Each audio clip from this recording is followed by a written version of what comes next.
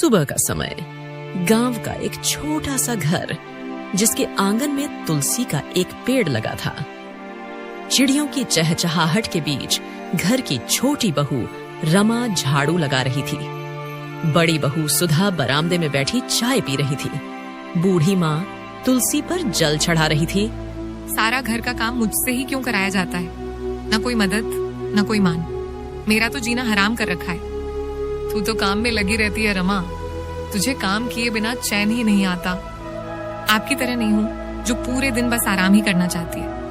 अरे रमा, जुबान संभाल कर बात कर। बड़ी बहू से इस तरह बात करते शर्म नहीं आती?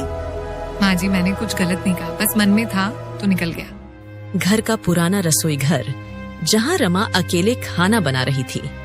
सुबह से अब तक एक पल भी नहीं बैठी।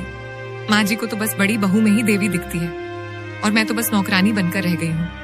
तभी रमा का पति मोहन रसोई में आता है। रमा, कुछ मदद कर दूं?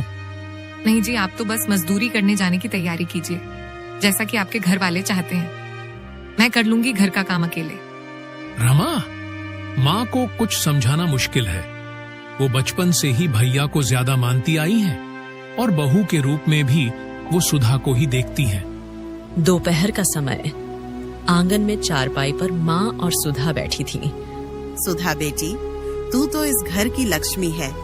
तेरे भाग्य से ही मेरे घर में पोती हुई है।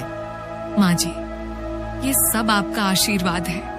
और उस रमा को देखो, वो तो बस अपनी दुनिया में मस्त रहती है। हाँ, बस खुद को ही चालाक समझती है वो। तेरे जैसे संस्कार थोड़े ही हैं उसमें। रमा दूर से सब सुन रही थी। उसकी आंखों में आंसू आ जाते हैं। रात का समय, सब खाना खा चुके थे।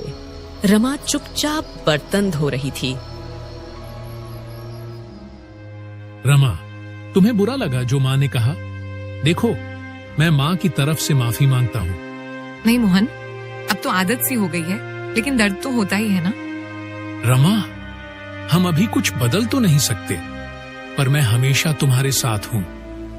बहू, मोहन को समझा दो कि रमा को ज्यादा सिर चढ़ाना ठीक नहीं। औरतों को उनकी जगह पता होनी चाहिए।